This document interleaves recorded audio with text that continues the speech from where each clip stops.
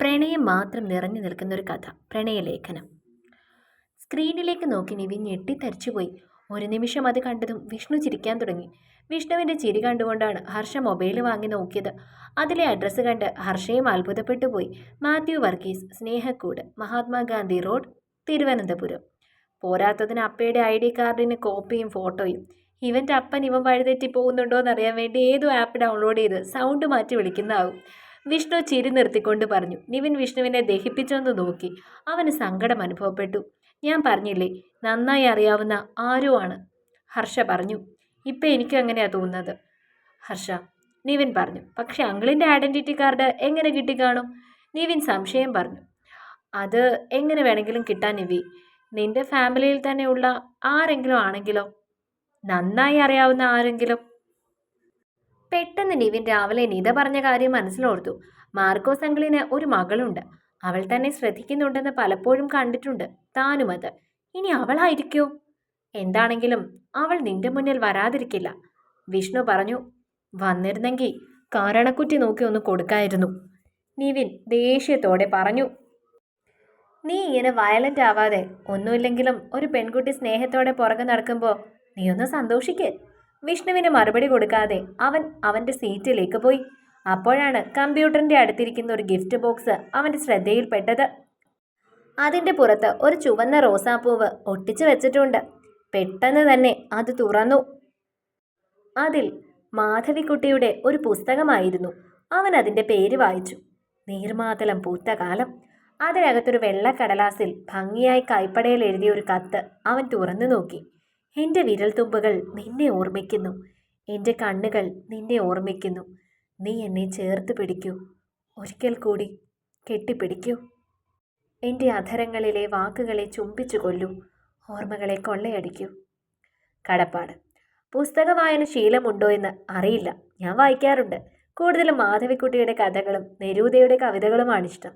ഞാനിപ്പോൾ സമ്മാനിക്കുന്നത് ഒരു പുസ്തകമാണ്. എനിക്കേറെ പ്രിയപ്പെട്ട ഒരു പുസ്തകം. ഈ സമ്മാനം എൻ്റെ ഈ ചായന് ഒരുപാട് ഇഷ്ടമാണ് എന്ന് കരുതുന്നു. Still I love you. എന്നെന്നും നിൻ്റേത് മാത്രം. For ever yours. ഇവളിതെങ്ങനെ ഇവിടെ കൊണ്ടുവന്നു വെച്ചു? അവൻ മനസ്സിൽ ആലോചിച്ചു. പെട്ടെന്ന് അവൻ്റെ ഫോണിൽ കോള് വന്നു. അവൻ ഫോൺ എടുത്തു. കിട്ടിയോ? നീ ഏതടി? വായിച്ചു നോക്കണം. നല്ല കഥയാണ്.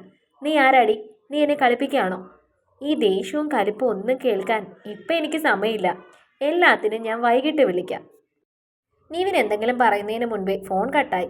ഫോൺ ഓഫാക്കി പല്ലവി ക്ലാസ്സിലേക്ക് കയറി. പെട്ടെന്ന് എന്തോ ഓർത്തപ്പോടെ ഫോൺ എടുത്ത് കിരണിൻ്റെ നമ്പർ എടുത്ത് അവൾ മെസ്സേജ് അയച്ചു. താങ്ക്സ് അനുവേട്ട. തിരിച്ചൊരു ഇടിയുടെ ഇമോജി കിരൺ സെൻഡ് ചെയ്തു. അത് നോക്കിയൊന്ന് ചിരിച്ചുകൊണ്ട് അവൾ മനസ്സിലോർത്തു. ലക്ഷ്മി ആൻറ്റിയുടെ മകനാണ് അനൂപ്. അനുവേട്ടൻ വഴിയാണ് നിവിൻ വർക്ക് ചെയ്യുന്ന ടെക്നോയിലാണെന്ന് അറിയാൻ സാധിച്ചത്. തനിക്ക് നിവിനോടുള്ള പ്രണയം അനുവേട്ടനെ നന്നായി അറിയാം. തൻ്റെ അടുത്തൊരു സുഹൃത്തു കൂടിയാണ് അനൂപേട്ടൻ. തൻ്റെ ഭാഗ്യം കൊണ്ട് അനുവേട്ടൻ വർക്ക് ചെയ്യുന്നത് ടെക്നോയിൽ നിവിൻ്റെ കമ്പനിയിൽ തന്നെയാണ്.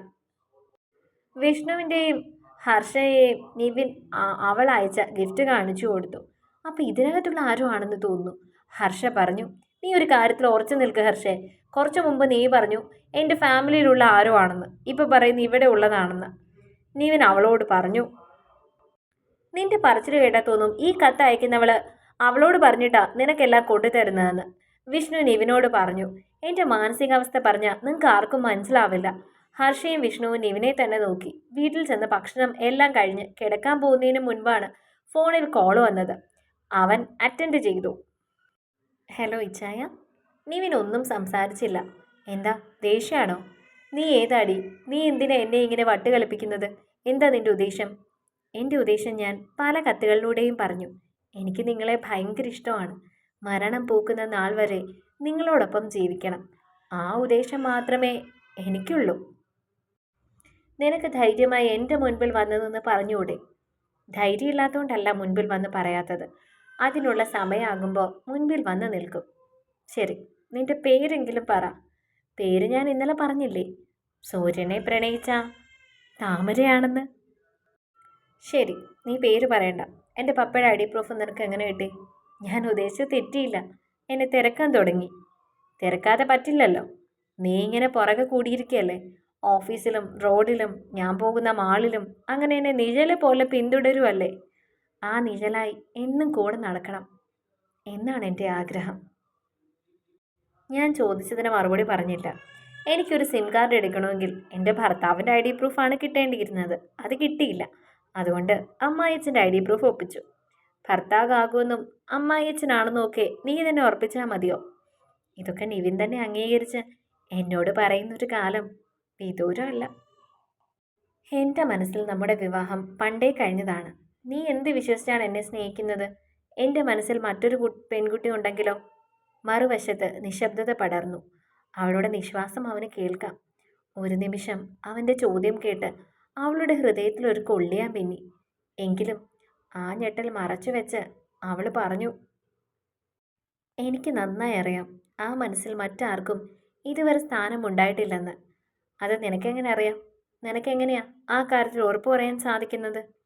വെറുതെ 2 മാസം കൊണ്ടോ 10 ദിവസം കൊണ്ടോ അല്ല ഞാൻ നിങ്ങളെ സ്നേഹിക്കാൻ തുടങ്ങിയത്.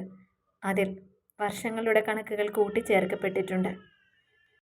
നിങ്ങൾ എൻ്റെ മനസ്സിൻ്റെ കുടികിടപ്പ് അവകാശം തീരെഴുതി വാങ്ങിയിട്ടിപ്പോൾ 10 വർഷത്തിന് മേലെയാവുന്നു. ഒരു നിമിഷം നിവിനിലൊരു ഞെട്ടലുണർന്നു. 10 വർഷമായി തന്നെ സ്നേഹിക്കുന്ന ഒരു പെൺകുട്ടിയോ? അവൻ മനസ്സിൽ ചിന്തിച്ചു. വെറുതെ പറയുകയല്ല നിവിൻ, കുറേ വർഷങ്ങളായി ഞാൻ നിങ്ങളെ സ്നേഹിക്കുകയാണ്. എൻ്റെ മനസ്സിൽ മറ്റാരുമില്ല. നിങ്ങളെപ്പറ്റി നന്നായി അറിയാതെ ഞാനിപ്പോൾ നിങ്ങളോട് സംസാരിക്കുമെന്ന് തോന്നുന്നുണ്ടോ? ഉണ്ടോ? നിങ്ങളുടെ മനസ്സിനും ഹൃദയത്തിനും മറ്റൊരവകാശം ഉണ്ടായിരുന്നെങ്കിൽ ഒരിക്കലും ഞാനിങ്ങനെ നിങ്ങളോട് സംസാരിക്കായിരുന്നില്ല. ഇതുവരെ ആ മനസ്സിലെ സ്നേഹക്കൂട്ടിലേക്ക് ഒരു പക്ഷിയും പ്രണയം കൊണ്ട് കടന്നു വന്നിട്ടില്ലെന്ന് എനിക്ക് ഉറപ്പാണ്. അങ്ങനെ ആരെങ്കിലും പ്രണയം കൊണ്ട് കടന്നു വരുന്നുണ്ടെങ്കിൽ അത് ഞാൻ എന്ന പക്ഷിയായിരിക്കും. ഒരു നിമിഷം എന്ത് മറുപടി പറയണമെന്ന് അറിയാതെ നിവിൻ നിന്നു. അവൻ്റെ മനസ്സിലെ ദേഷ്യം കുറെ അടങ്ങിയിരുന്നു. 10 വർഷമായി നീ എന്നെ സ്നേഹിക്കുന്നുണ്ടായിരുന്നെങ്കിൽ എന്തുകൊണ്ടാണ് എൻ്റെ മുൻപിൽ വന്ന് നിന്ന് പറയാൻ നിനക്കിപ്പോഴും സാധിക്കാത്തത്? അതിൻ്റെ കാരണം ഞാൻ പറഞ്ഞല്ലോ നിവിൻ. എന്നെ സ്വീകരിക്കാൻ ഒരു മനസ്സുള്ള നിവിൻ്റെ മുൻപിലേക്ക് മാത്രമേ എനിക്ക് വരാൻ സാധിക്കൂ. ഇനി കാണുമ്പോൾ ഒരു ചെറിയ ഇഷ്ടക്കേടെങ്കിലും നിവിൻ്റെ കണ്ണിൽ കണ്ടാൽ അതെനിക്ക് സഹിക്കാൻ കഴിയില്ല. പ്രണയം നിറഞ്ഞു നിൽക്കുന്ന മിഴികളോടെ വേണം ആദ്യം നീ എന്നെ നോക്കാൻ. ആ ഹൃദയത്തിന് അവകാശിയായി ഞാൻ മാത്രമാകുന്ന നാൾ അന്ന് ഞാൻ നിന്റെ മുൻപിൽ വരും. നിനക്കേറെ പ്രിയപ്പെട്ട പച്ചക്കറിയുള്ള സെറ്റ് സാരി ഉടുത്ത് തലയിൽ നിറയെ മുല്ലപ്പൂക്കൾ ചൂടി. അവൻ അതിശയം തോന്നി. തൻ്റെ പ്രിയപ്പെട്ട ഇഷ്ടങ്ങളാണ് അവൾ ഈ പറയുന്നത്. അത്രമേൽ തന്നെ മനസ്സിലാക്കിയ ആരാണവൾ? പിന്നെ എനിക്കൊരു കുഞ്ഞ് ആഗ്രഹം കൂടെയുണ്ട്. എന്താണ്? നമ്മൾ ആദ്യം കാണുമ്പോൾ ഒരു ചെറിയ നുറുങ്ങുവട്ടം മാത്രമേ നമുക്കിടയിൽ ഉണ്ടാകാൻ പാടുള്ളൂ. കാരണം നിവിൻ്റെ മുഖം മാത്രം എനിക്ക് കാണണം. എന്നോടുള്ള പ്രണയം നിറഞ്ഞു തുളുമ്പുന്ന ആ മിഴികൾ നുറുങ്ങുവെട്ടത്തിൽ വിടരുന്നത് എനിക്ക് കാണണം. അറിയാതെ ആണെങ്കിലും എൻ്റെ മനസ്സിൻ്റെ കോണിൽ എവിടെയോ സ്പർശിക്കാൻ നിൻ്റെ വാക്കുകൾക്ക് കഴിയുന്നുണ്ട്. പഠിക്കുന്ന കാലത്തും ജോലി ചെയ്യുന്ന സമയത്തും ഒക്കെ ഒരുപാട് പേര് എന്നോട് ഇഷ്ടമാണെന്ന് പറഞ്ഞിട്ടുണ്ട്. പക്ഷെ അവരോട് ആരോടും തോന്നാത്തൊരു ചലനം ഈ വാക്കുകളിൽ എനിക്ക് തോന്നിയിട്ടുണ്ട്. എവിടെയൊക്കെയോ നീ എൻ്റെ മനസ്സിൻ്റെ ഭാഗമായി മാറുന്നുണ്ട്. പോലെയല്ല, ആയിത്തീരണം. ആ ഹൃദയത്തിൻ്റെ അവകാശിയായി ഞാൻ മാത്രമായി തീരുന്നുവെന്ന് എനിക്ക് തോന്നുന്ന സമയം ഞാൻ നിങ്ങളുടെ മുൻപിൽ വന്ന് നിൽക്കും. എങ്കിൽ ഞാൻ ഫോൺ വെച്ചോട്ടെ? അവൾ അവൻ്റെ മറുപടിക്കായി കാത്തു. Good night. അവൻ അത്രമാത്രം പറഞ്ഞു. അവളുടെ ചുണ്ടിലൊരു ചിരി തെളിഞ്ഞു. അവൻ ഫോൺ കട്ട് ചെയ്ത് ഫോൺ വെച്ച് കഴിഞ്ഞ് കുറേ നേരം ആലോചിച്ചിരുന്നു. ഒരു മനോഹരമായ പ്രണയകാവ്യം കേട്ടതുപോലെ അവളുടെ വാക്കുകൾ അവൻ്റെ കാതിൽ അലയടിച്ചു. അവൻ ഹൃദയം നിറഞ്ഞൊന്ന് പുഞ്ചിരിച്ചു. ശേഷം കട്ടിലിലേക്ക് ചാഞ്ഞു. ഫോൺ വെച്ച് കഴിഞ്ഞപ്പോൾ പല്ലവിക്ക് വല്ലാത്ത സന്തോഷം തോന്നി. അവൾക്ക് അപ്പോൾ തന്നെ അച്ഛനെ വിളിച്ച് സംസാരിക്കണമെന്ന് തോന്നി. പണ്ട് മുതലേ അങ്ങനെയാണ്. എന്ത് സന്തോഷം വന്നാലും അച്ഛനോടാണ് ആദ്യം പങ്കുവെക്കുന്നത്. പങ്കുവെക്കാനാവുന്ന സന്തോഷമല്ലെങ്കിലും അച്ഛൻ്റെ ശബ്ദം കേൾക്കണമെന്ന് തോന്നി. 2 ബെല്ലിൽ തന്നെ ഫോൺ എടുക്കപ്പെട്ടു. ഹലോ മോളെ, എന്താടാ ഈ സമയത്ത്? ആദ്യം നിറഞ്ഞ അയാളുടെ ശബ്ദം കേട്ടു. ഒന്നുമില്ല, വെറുതെ അച്ഛൻ്റെ ശബ്ദം കേൾക്കണമെന്ന് തോന്നി, അതുകൊണ്ട് വിളിച്ചതാണ്. അച്ഛൻ അവിടെ ഒറ്റയ്ക്കായിപ്പോയി അല്ലേ? ഞാൻ കൂടെ പോന്നപ്പോൾ. ഹേയ്, അത് സാരമില്ല. എവിടെ പോയാലും നീ എൻ്റെ അരികിൽ തന്നെയല്ലേ? എൻ്റെ മോള് മാത്രമല്ലേ അച്ഛനുള്ളൂ. അത് പറഞ്ഞപ്പോൾ ആ തൊണ്ട ഇടറിയിരുന്നു. അവൾക്ക് സങ്കടം തോന്നി. ശരി അച്ഛേ, ഞാൻ രാവിലെ വിളിക്കാം. ഓക്കെ മോളെ, വിഷമിക്കാതെ കിടന്നുറങ്ങടാ. ഫോൺ വിളിച്ചു കഴിഞ്ഞ് കുറേ നേരം അച്ഛനെപ്പറ്റി ആലോചിച്ചു. ശേഷം വീണ്ടും ചിന്തകൾ നിവിനിലേക്ക് തന്നെ പോയി. ഇവിടെ വന്നതിന് ശേഷവും നിവിനോട് എങ്ങനെ സംസാരിക്കുമെന്ന പേടിയായിരുന്നു. ഒരിക്കലെങ്കിലും തന്നെ അവൻ മനസ്സിലാക്കിയാൽ തനിക്ക് എങ്ങനെ മുൻപിൽ ചെന്ന് നിൽക്കണമെന്ന് അറിയില്ലായിരുന്നു. എന്തോ ആവശ്യത്തിന് കോളേജിൽ നീതിയാണ് അവളുടെ അച്ഛൻ്റെ ID കാർഡും ഫോട്ടോയും കൊണ്ടുവന്നത്. അതിൻ്റെ കോപ്പി എടുത്തുകൊണ്ട് വരാൻ ആവശ്യപ്പെട്ടത് തന്നോട്. അന്ന് ഒപ്പിച്ചതാണ് ID പ്രൂഫ്. ഡിസ്റ്റിങ്ഷനോടെ എഞ്ചിനീയറിംഗ് പാസ്സായ ഒരു സോഫ്റ്റ്വെയർ എഞ്ചിനീയറോട് ഫോൺ വിളി തുടങ്ങുമ്പോൾ എന്താണെങ്കിലും നമ്പർ തിരക്കി പിടിക്കുമെന്ന് ഉറപ്പായിരുന്നു. അതുകൊണ്ടാണ് അങ്ങനെ ഒരു ഐഡിയിൽ നിന്നും സിം എടുത്തത്. പിറ്റേന്ന് രാവിലെ പതിവ് പോലെ ഷട്ടിൽ കളിച്ച് വരുമ്പോൾ വീണ്ടും നിവിനെ ബുള്ളറ്റിലൊരു ഗിഫ്റ്റ് ബോക്സ് ഇരിപ്പുണ്ടായിരുന്നു. ഒപ്പം ജമന്തി പൂക്കളുടെ ഒരു ബൊക്കയും കൂടെ കത്തും. ആഹാ, എന്നും ഹാജർ വെച്ചിട്ടുണ്ടല്ലോ, വിഷ്ണു പറഞ്ഞു. പക്ഷേ അന്നത്തെ ആ ഗിഫ്റ്റ് ബോക്സ് കണ്ടപ്പോൾ നിവിന് സന്തോഷമാണ് തോന്നിയത്, കാത്തിരുന്നത് പോലെ. അവൻ ആ കത്തെടുത്ത് നോക്കി. മുളം തണ്ടിൻ സംഗീതം പോലെ നീ എന്നിൽ തന്നെ ഒളിച്ചിരിപ്പുണ്ടല്ലോ. എൻ്റെ പ്രണയോദ്യാനത്തിലേക്കുള്ള വാതിലുകളെല്ലാം നാഥ നിന്നിലേക്ക് മാത്രമാണ് തുറക്കുന്നത്. എന്നെന്നും നീ ഇത് മാത്രം. ഇവൾ എന്താണെങ്കിലും ഏതോ പൂക്കാരൻ്റെ മോളാണെന്ന് തോന്നുന്നു. വാക്കുകൾക്ക് കടപ്പാട്. ആദ്യം വന്നപ്പോൾ മുല്ലപ്പൂ, പിന്നെ റോസാപ്പൂ, ഇപ്പോൾ ഇതാ ജമന്തിപ്പൂ, വിഷ്ണു പറഞ്ഞു. പെട്ടെന്ന് നിവിൻ്റെ വാട്സപ്പിൽ ഒരു മെസ്സേജ് വന്നു. നിവിൻ അത് ഓണാക്കി. ഒരു വോയിസ് മെസ്സേജ് ആയിരുന്നു അത്. നീ സൂര്യനായാൽ ഞാൻ ഭൂമിയാകും. അടുത്തേക്ക് വരാൻ കഴിഞ്ഞില്ലെങ്കിലും നിന്നെ കണി കണ്ടുണരുന്ന ഭൂമി, നിന്റെ ഊർജത്തിൽ ചലിക്കുന്ന ഭൂമി, നിന്റെ ചൂടേറ്റ് പൊള്ളുന്ന ഭൂമി, നിന്നെ ചുറ്റി സ്വയം കറങ്ങുന്ന ഭൂമി, കടലിൻ്റെ മാറിൽ നീ ചായുന്ന നേരം ഏകിയായി ഇരുളിൽ പേടിച്ചൊളിച്ച് നിന്നെയും കാത്തിരിക്കുന്ന ഭൂമി. കടപ്പാട്. നല്ല ശബ്ദം, നിന്റെ പൂക്കാരി സുന്ദരിയാണെന്ന് തോന്നുന്നു. വിഷ്ണു പറഞ്ഞത് കേട്ട് ഒന്ന് ചിരിച്ചു. അപ്പോഴേക്കും അവൻ്റെ ഫോണിൽ കോള് വന്നിരുന്നു. കിട്ടിയോ? തുറന്നു നോക്കിയോ? ഇല്ല. ഒരുപാട് ഇഷ്ടപ്പെട്ട ഒരു സാധനമാണ്, തുറന്നു നോക്ക്.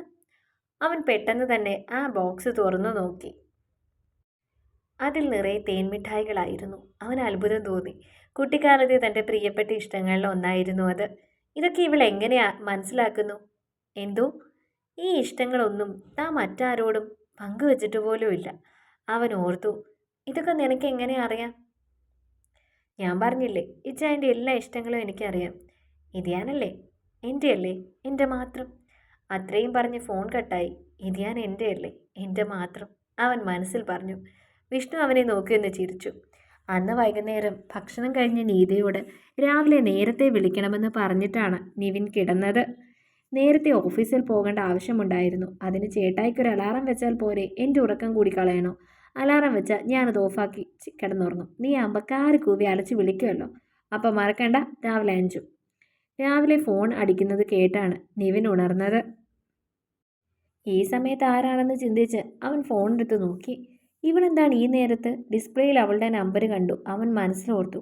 ഹലോ, ഇന്ന് നേരത്തെ ഓഫീസിൽ പോകേണ്ടതല്ലേ? ഇങ്ങനെ കിടന്ന് ഉറങ്ങിയാൽ എങ്ങനെയാ? വേഗം എഴുന്നേറ്റ് കുളിച്ച് ഓഫീസിൽ പോകാൻ നോക്ക്. അവൻ അതിശയിച്ചു പോയി. ഇവളെങ്ങനെ അറിഞ്ഞു? നീ ഇതെങ്ങനെ അറിഞ്ഞു? എൻ്റെ ഇച്ചേൻ്റെ കാര്യങ്ങളൊക്കെ ഞാൻ അറിയണ്ടേ? ഇതൊക്കെ എൻ്റെ കടമയല്ലേ? സത്യം പറ, ഓഫീസിൽ വർക്ക് ചെയ്യുന്ന ആരെങ്കിലും ആണോ നീ? എൻ്റെ ഐഡൻറ്റിഫിക്കേഷൻ പരേഡ് നടത്താതെ വേഗം പോയി റെഡിയാവാൻ നോക്ക്. അത് പറഞ്ഞ് അവൾ ഫോൺ ഓഫാക്കി. അവൻ മനസ്സുകൊണ്ട് നിതയ്ക്ക് നന്ദി പറഞ്ഞു.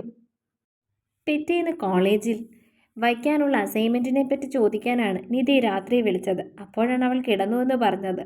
എന്താണ് നേരത്തെ കിടന്നതെന്ന് ചോദിച്ചപ്പോഴാണ് ചേട്ടായിയെ രാവിലെ ഉണർത്തേണ്ട ഡ്യൂട്ടി തനിക്കാണെന്ന് പറഞ്ഞത്. അതുകൊണ്ടാണ് രാവിലെ തന്നെ നിവിനെ വിളിച്ചത്. കുറേ നേരം ആലോചിച്ച് നിന്ന ശേഷം നിവിൻ കുളിക്കാനായി പോയി. നിവിൻ കുളി കഴിഞ്ഞിറങ്ങിയപ്പോഴേക്കും വാതിൽ കൊട്ട് കേൾക്കാം. നിധിയായിരിക്കുമെന്ന് അവൻ ഉറപ്പായിരുന്നു. തല്ലി പൊളിക്കണ്ടടി, ഞാൻ വരുവാ, അവനത് പറഞ്ഞുകൊണ്ട് കതക് തുറന്നു. കുളി കഴിഞ്ഞ് നിൽക്കുന്ന നിവിനെ കണ്ട നീതി അതിശയിച്ചു. ചേട്ടായി നേരത്തെ ഉണർന്നായിരുന്നോ? ഞാൻ അലാറം വെച്ചിട്ടുണ്ടായിരുന്നു. എങ്കിൽ പിന്നെ അത് പോരായിരുന്നു, വെറുതെ ബാക്കിയുള്ളവരുടെ ഉറക്കം കളയാൻ, അവൾ ചോദിച്ചു. അതുകൊണ്ടെന്താ, നീ നേരത്തെ ഉണർന്നില്ലേ? പോയി പഠിക്കാൻ നോക്ക്. നിവിൻ ചിരിയോടെ അത് പറഞ്ഞു. ഓഫീസിൽ ചെന്നപ്പോൾ ഹർഷയോടും വിഷ്ണുവിനോടും നിവിൻ തൻ്റെ സംശയം പറഞ്ഞു. ഓഫീസിലുള്ള ആരെങ്കിലും ആയിരിക്കുമെന്ന് ഹർഷയും വിഷ്ണുവും പറഞ്ഞു. ഓഫീസിലുള്ള മുഴുവൻ സ്ത്രീകളെയും വാച്ച് ചെയ്യാൻ നിവിൻ തുടങ്ങി. പക്ഷെ അവരിൽ ആരിൽ നിന്നും ഒരു ക്ലൂവും അവന് ലഭിച്ചില്ല. വൈകുന്നേരം കോളേജ് കഴിഞ്ഞപ്പോഴാണ് നീത പല്ലവിയോട് പറയുന്നത്, ശനിയാഴ്ച ചേട്ടായുടെ പിറന്നാളാണ്, എന്തെങ്കിലും ഗിഫ്റ്റ് മേടിക്കണം, നീ കൂടി എൻ്റെ കൂടെ വരണം. അപ്പോഴാണ് നീത അത് ഓർത്തത്. അത് ശരിയാണ്, നിവിൻ്റെ പിറന്നാളാണ്. താൻ എല്ലാ വർഷവും അത് ഓർക്കുന്നതാണ്. അതിനെന്താ, നമുക്ക് വൈകിട്ട് പോയി വാങ്ങാം, പുറത്തു നിന്ന് ഫുഡ് കഴിക്കാം. അതെന്താടി, വീട്ടിലൊന്നും ഉണ്ടാക്കിയില്ലേ? ഇന്ന് നീന ചേച്ചി തിരിച്ചു പോവാ. ഒരാഴ്ചത്തെ അവധി കഴിഞ്ഞ് അമ്മച്ചി ഇന്ന് കരച്ചിലും ശോകവും ഒക്കെ ആയിരിക്കും. വൈകിട്ട് കഞ്ഞിയും പയറും ആയിരിക്കും. നീതിയുടെ സംസാരം കേട്ട് പല്ലവിക്ക് ചിരി വന്നു. നീന ചേച്ചി എങ്ങനെ പോവും? റെയിൽവേ സ്റ്റേഷനിൽ കൊണ്ടുപോയി ചേട്ടായി വിടും. അപ്പോഴാണ് പല്ലവി ഓർത്തത്, ഇന്ന് ക്ലാസ്സിലെ തിരക്കുകളിലായിരുന്നതിനാൽ ഇതുവരെ നിവിനെ വിളിച്ചിട്ടില്ല. ചേച്ചിയെ കൊണ്ടുവിടുന്ന തിരക്കൊക്കെ കഴിഞ്ഞ് വൈകിട്ട് വിളിക്കാം. അവൾ ഓർത്തു. വൈകുന്നേരം തിരക്കുകളെല്ലാം കഴിഞ്ഞ് റൂമിലെത്തിയപ്പോഴാണ് നിവിൻ ഫോൺ നോക്കിയത്. അവളുടെ കോളോ മെസ്സേജോ ഒന്നും ഉണ്ടായിരുന്നില്ല. മനസ്സിൽ എന്തോ ഒരു നിരാശ അവന് തോന്നി. എന്തായിരിക്കും അവൾ വിളിക്കാത്തത്? പെട്ടെന്ന് അവൻ്റെ ഫോണിലേക്ക് കോള് വന്നു. പ്രതീക്ഷിച്ചിരുന്നത് പോലെ ഒറ്റ ബെല്ലിൽ തന്നെ അവൻ ഫോൺ എടുത്തു. ഹലോ, ഞാൻ ഓർത്തതേ ഉള്ളൂ. എന്നെക്കുറിച്ചോ? അപ്പം നിവിൻ എന്നെക്കുറിച്ച് ഓർക്കാനൊക്കെ തുടങ്ങി. 10 വർഷമായി എന്നെ സ്നേഹിക്കുന്ന നിന്നെ ഓർക്കാനുള്ളൊരു മര്യാദയെങ്കിലും ഞാൻ കാണിക്കണ്ടേ? അതൊക്കെ പോട്ടെ, എന്താ ഓർത്തത്? ഇന്ന് ശല്യമൊന്നും ഉണ്ടായില്ലല്ലോ എന്ന് ഓർത്തു. അപ്പം ഞാൻ വിളിക്കുന്നത് ശല്യമാണോ? അവളുടെ വാക്കുകൾ ഇടറുന്നത് അവൻ ശ്രദ്ധിച്ചിരുന്നു. പിന്നല്ലാതെ, എന്തൊരു ഡിസ്റ്റർബൻസ് ആണ്. പോകുന്ന വഴിയിലും ഇടയ്ക്കിടെ ഫോണിലും ഓഫീസിലും. ഉള്ളിൽ ചിരിച്ചുകൊണ്ട് ഗൗരവത്തിൽ അവൻ പറഞ്ഞു. ശല്യമാണെങ്കിൽ ഇനി ഞാൻ വിളിക്കില്ല. അവളുടെ വാക്കുകൾ ഇടറിയിരുന്നു. അവൾ കരച്ചിൽ വക്കോളം എത്തിയിരുന്നു. തുടരും. അടുത്ത ഭാഗങ്ങൾക്ക് വേണ്ടി ചാനൽ സബ്സ്ക്രൈബ് ചെയ്യാൻ മറക്കല്ലേ.